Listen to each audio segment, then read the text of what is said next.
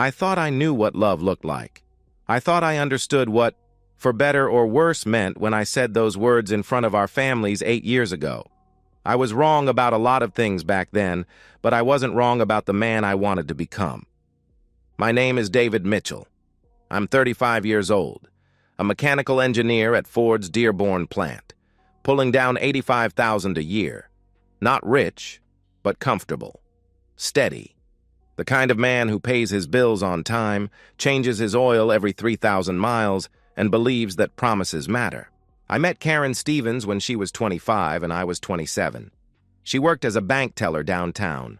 Blonde hair always perfectly styled, smile that could light up a room, laugh that made you forget whatever was bothering you. I was the guy who came in every Friday to deposit his paycheck, too shy to do anything but nod politely, until the day she wrote her phone number on my deposit slip. "In case you ever want to discuss interest rates," she said with a wink that made my heart skip. We dated for 3 years. 3 years of her spontaneous road trips to nowhere, her insistence that we try every new restaurant in the city, her way of making ordinary Tuesday nights feel like adventures. I was the planner, the steady one who made sure we had gas money and restaurant reservations. She was the dreamer, the one who danced in grocery store aisles and convinced me to adopt a stray cat we named Buster. "We balance each other out," she used to say, curled up against me on the couch we'd bought together at a second-hand store. "You keep me grounded. I keep you flying." Our wedding was modest.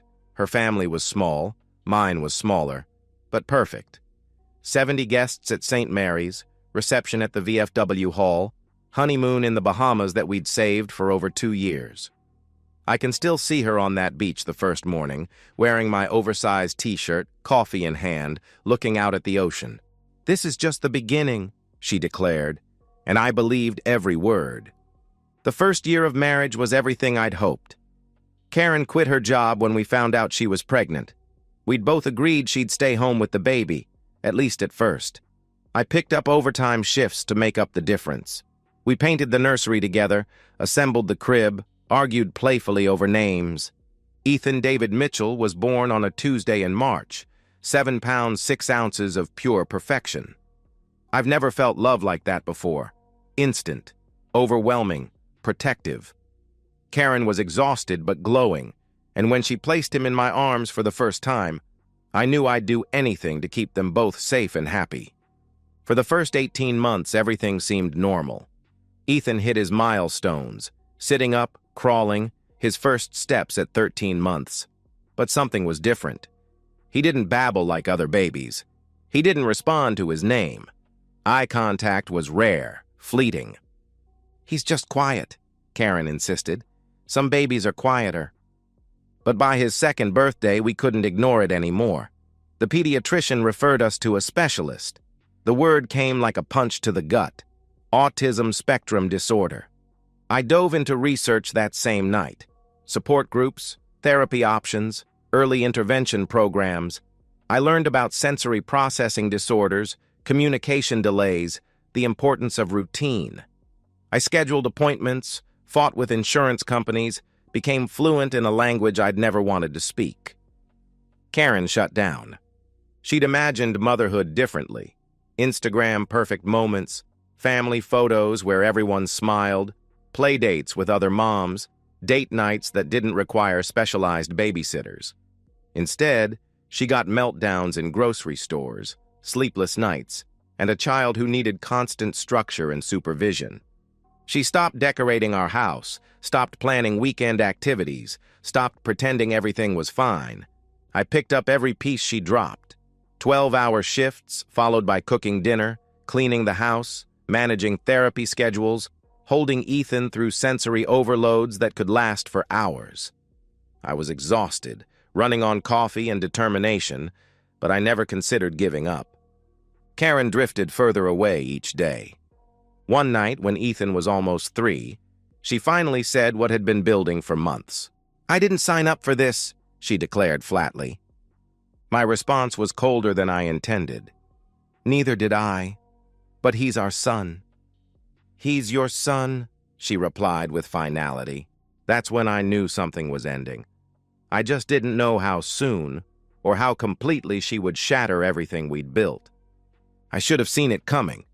But when you're drowning, you don't notice someone else slipping away. You're too busy trying to breathe. Tuesday evening, October 15th.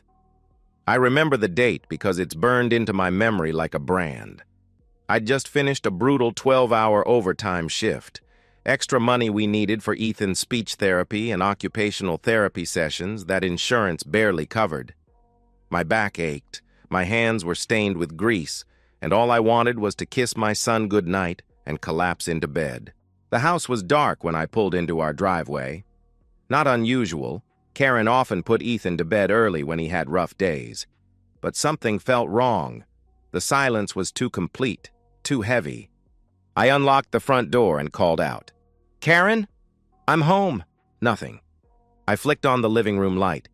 Ethan's toys were scattered across the carpet, but not in the familiar chaos of a 3-year-old's playtime. They looked abandoned, like someone had stopped mid-game and simply walked away. "Ethan?" I called, heading toward his bedroom. Empty. His bed was made. Karen always made his bed after his afternoon nap, but his favorite stuffed elephant was missing. Panic started creeping up my throat. I rushed to our bedroom. Karen's side of the closet was half empty. Her dresser drawers hung open, contents rifled through. Her makeup bag was gone from the bathroom counter. That's when I saw it. A folded piece of notebook paper on the kitchen table with my name written across it in Karen's handwriting. My hands shook as I picked it up. "David, I can't do this anymore. I've tried for 3 years to pretend that this is the life I wanted, but I can't keep lying to myself or to you. Ethan being disabled means I'll never have the life I deserve. I've met someone who understands me, who sees me for who I really am, not just as a caregiver for a broken child. I'm leaving to live the life I should have had from the beginning, the life I gave up when I married you and had Ethan. Marcus and I are driving to California tonight. Don't try to find me or contact me. This is what's best for me. Ethan is at Mrs. Callahan's house next door. I dropped him off 3 hours ago and told her there was a family emergency. She doesn't know I'm leaving. I'm sorry it has to be this way, but I can't sacrifice my happiness anymore. Karen." I read it twice. Every word was a knife twisting deeper. She called our son broken. She called him a sacrifice. She'd planned this, orchestrated it while I worked overtime to pay for his therapy. I crumpled the note in my fist. Didn't cry. Didn't scream. Didn't throw anything or punch the wall like they do in movies. I just stood there in my empty kitchen, feeling something cold and final settle in my chest. Then I walked next door. Mrs. Callahan answered on the first ring, her 70-year-old face creased with worry and pity. She'd known before I did. Karen had dropped Ethan off around 3 o'clock with a hastily packed overnight bag, claiming there was a family emergency and she'd be back in a few hours. She seemed upset, Mrs. Callahan said quietly. Nervous. I asked if everything was okay, but she just said she had to handle something important. Ethan was in her living room building a tower with wooden blocks, completely absorbed in his task. When he saw me, he looked up with those beautiful brown eyes that matched mine. "Daddy!" He didn't run to me.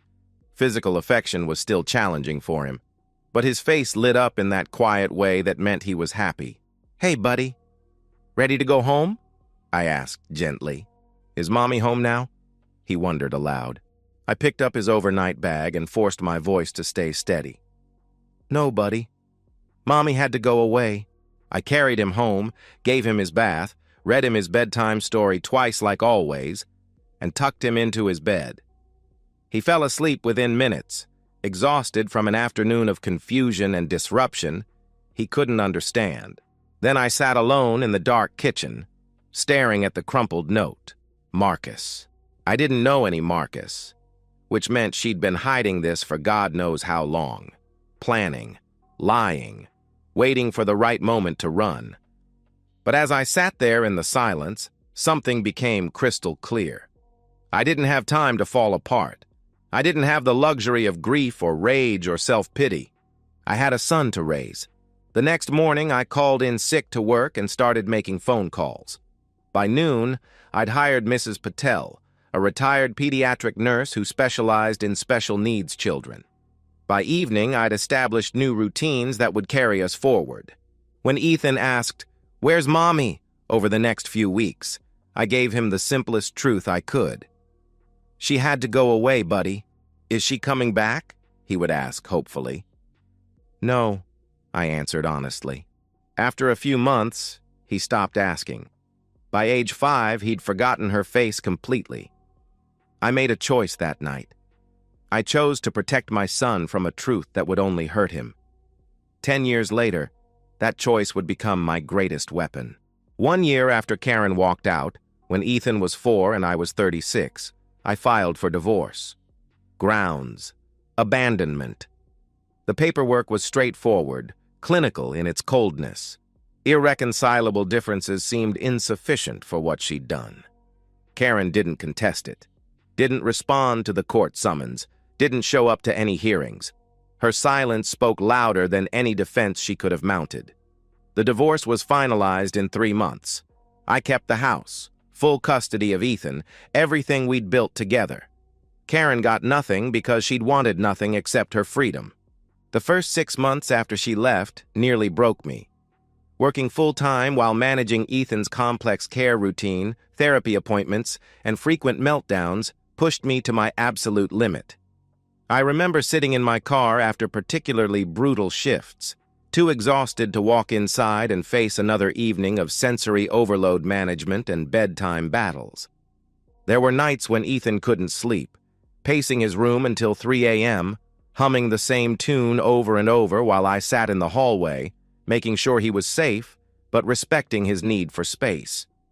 I'd catch glimpses of myself in the bathroom mirror during those endless nights, watching gray creep into my temples, new lines etching themselves around my eyes. The insurance battles were their own special hell. Prior authorization requests for speech therapy, denials for occupational therapy, appeals that took months to process while Ethan's needs couldn't wait. I became fluent in medical billing codes and learned to navigate bureaucratic mazes that seemed designed to exhaust parents into giving up. But slowly, methodically, I built something better than what we'd had before. Mrs. Patel became family, a steady, unflappable presence who understood Ethan's needs instinctively and never once looked at him with pity or frustration. She taught me pressure point techniques for managing sensory overloads and showed me how to read his subtle communication cues. Ethan's progress was gradual but undeniable. By age 5, he could follow complex routines independently. By 7, he was speaking in full sentences, though still selectively. By 10, he was excelling in a specialized education program that challenged his remarkable mathematical abilities while supporting his social development. The years blurred together in the best possible way. Weekend routines became sacred. Saturday morning pancakes that Ethan insisted on measuring himself. Afternoon video game sessions where he patiently taught me strategies I'd never master. Evening movies where he'd curl up beside me during the scary parts. We built elaborate Minecraft worlds together, cities with perfect geometric precision that reflected how his mind organized information. He'd spend hours explaining the logic behind his architectural choices, his face animated with the joy of sharing something he'd created. I never dated, never had time, never felt the desire. My life was work and Ethan, and that felt complete. When well-meaning friends or colleagues suggested I get back out there, I'd just smile and change the subject. I'd found my purpose. By the time Ethan turned 13, making me 45, I barely recognized the broken man I'd been a decade earlier. Gray showed prominently at my temples now, and my hands were rougher from years of maintenance work and household repairs. But I was stronger than I'd ever been, more certain of what mattered. Ethan was thriving in his own beautiful way. He had a small group of friends from his program, kids who understood his quirks and appreciated his loyalty. He'd discovered computer programming and spent hours creating simple games with mathematical puzzles. His teachers called him quietly brilliant, and predicted great things for his future. I thought about Karen sometimes during those years, but only in passing, wondering vaguely where she'd ended up, if she'd found the life she'd dreamed of with Marcus. Mostly, I didn't think about her at all. She'd become irrelevant to our story, a chapter that had ended so completely it felt like fiction. She'd made her choice 10 years ago. I'd made mine. I chose my son, every single day, and I'd never regretted it once. For 10 years, I didn't hear from her. Not a phone call, not a letter, not a birthday card for Ethan. 10 years of complete silence. And then, on an ordinary Saturday afternoon, she knocked on my door. Saturday afternoon, March 18th. Ethan and I were deep into our latest Minecraft project, a massive castle complete with working redstone mechanisms that he'd designed himself. At 13, his understanding of complex systems far exceeded mine, but he was patient with my clumsy attempts to help. "Dad, you need to place the repeater facing the other direction," he said patiently, not looking up from his screen, but somehow knowing exactly what mistake I was making. "How do you even know that?" I laughed, fixing my error. "Pattern recognition. It's all just logic," he explained matter-of-factly. The doorbell rang. We both looked up, confused. We weren't expecting anyone, and weekend visitors were rare in our carefully structured routine. "I'll get it," I announced, pausing my game. I opened the door, and time stopped. Karen stood on my doorstep. 38 years old, 20 pounds thinner than when she'd left, wearing clothes that had seen better days. Her blonde hair was darker now, with gray roots showing, and there were lines around her eyes that spoke of hard years. But it was unmistakably her. For a long moment, neither of us spoke. Then instinct took over, and I slammed the door in her face. "David, please!" she called out desperately. "Just 15 minutes! Please!" From the living room, Ethan called out, "Dad, who is it?" Karen pounded on the door again. "David, please, I'm begging you," she pleaded. Against every rational thought in my head, I opened the door again. Not out of kindness, but out of curiosity. I wanted to know what desperation looked like on the woman who'd called our son broken. 15 minutes, I said coldly. "Then you leave." "Thank you," she whispered gratefully. She walked into our house like she was entering a stranger's home, hesitant, fearful, taking in the changes I'd made over the years.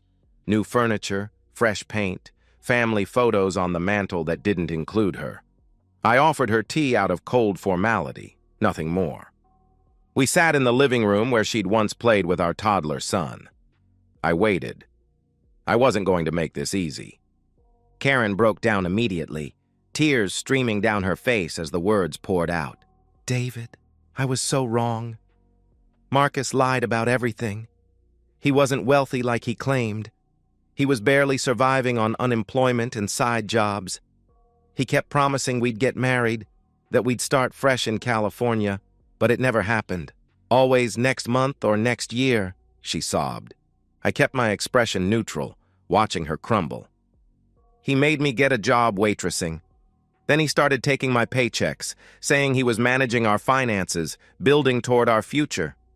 When I finally refused to hand over my tips, She touched her cheek unconsciously. "He hit me. Then he started bringing other women home, flaunting them, treating me like I was nothing," she continued, her voice breaking. My face showed no reaction. I'd learned to school my emotions during years of insurance appeals and IEP meetings. After 2 years, I ran. He followed me for months, threatened me, until I finally got a restraining order. I've been barely surviving for 8 years since then. Dead-end jobs, cheap motels, moving whenever he tracked me down," she finished miserably.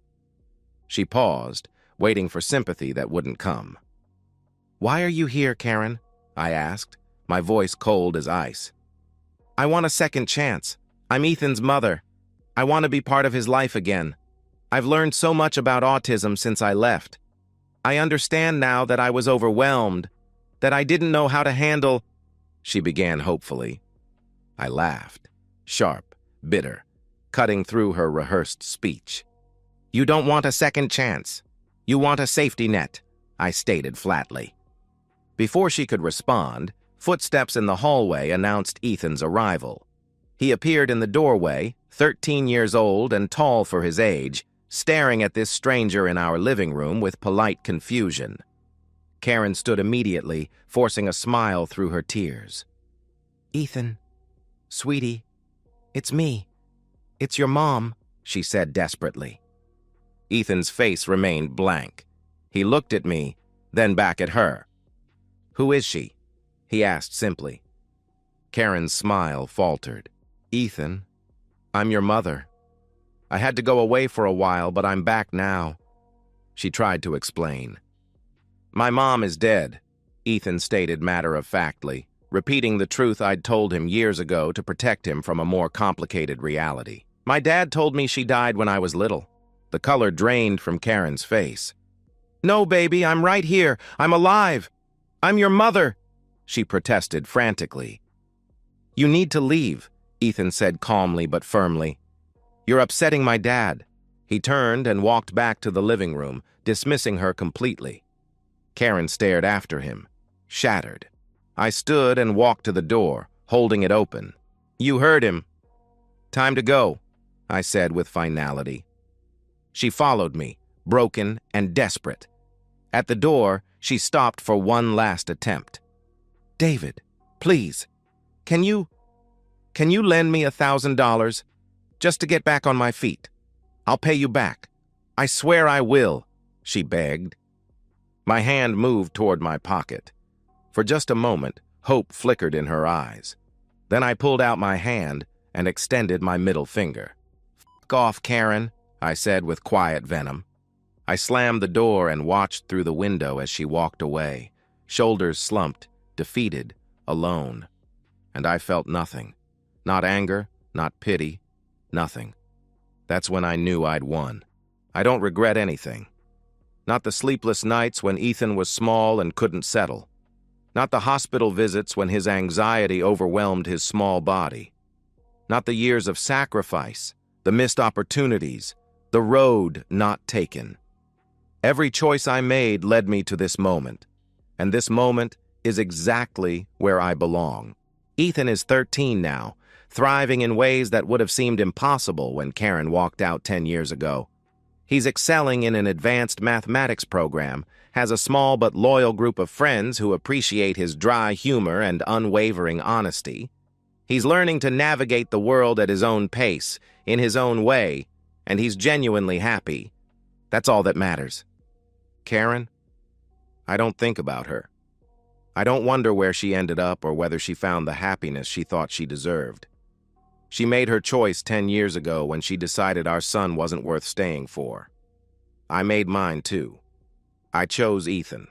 Every single day, every difficult moment, every small victory. And I'd do it again without hesitation.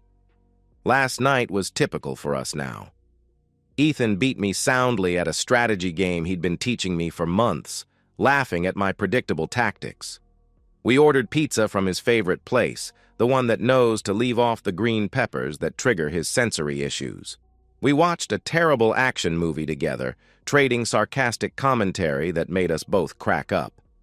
When he fell asleep on the couch during the credits, I carried him to his room like I've done thousands of times before.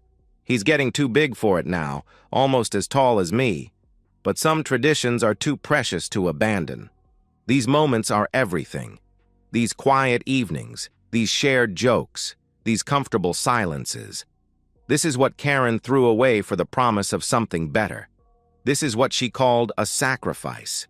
She was right about one thing. She would never have had the life she deserved if she'd stayed. Because she didn't deserve this life. She didn't deserve Ethan's trust, his love, his forgiveness. She didn't deserve to witness his growth, his achievements, his beautiful mind finding its place in the world. When she showed up at my door, broken and begging, I gave her exactly what she deserved. Nothing. Not my anger, not my forgiveness, not my money, not access to the son she abandoned. Just nothing. I sleep well at night knowing I made the right choice. Family isn't about biology. It's about showing up when things get hard. It's about choosing love over convenience, commitment over comfort. It's about the promise you make not just in wedding vows, but in the daily decision to stay, to fight, to build something beautiful from broken pieces. Karen never understood that. She saw Ethan's autism as a burden to escape rather than a difference to embrace. But Ethan understands family.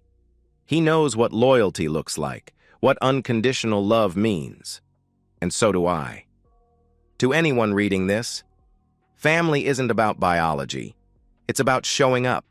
It's about staying when things get hard. It's about love that doesn't quit.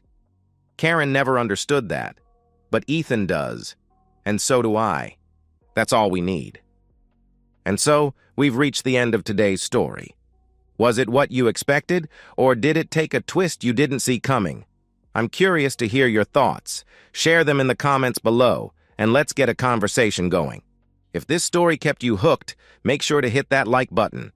And if you're new here or just haven't subscribed yet, now's the perfect time to join our community. I bring you fresh, captivating stories every day, so click that subscribe button and turn on notifications so you never miss out.